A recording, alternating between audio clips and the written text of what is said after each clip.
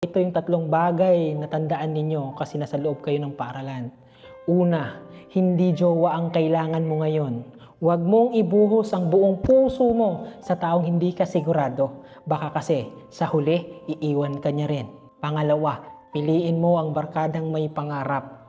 Huwag kang sumama sa tropang puro lakwatsa, puro bisyo.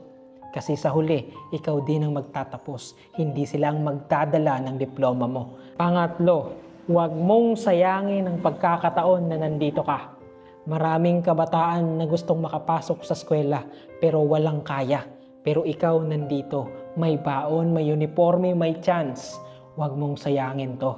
Dahil ang bawat na araw na tinatamad ka, may isang tao sa labas na gustong matuto pero hindi binigyan ng pagkakataon.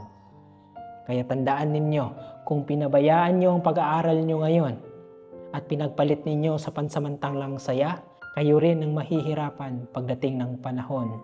Pero kung pipiliin mo mag-focus ngayon sa pag-aaral, sa pag-i-improve ng sarili mo, baka balang araw, ikaw ang dahilan kung bakit nagbago ang buhay ng pamilya mo. Kaya sana, aral-aral.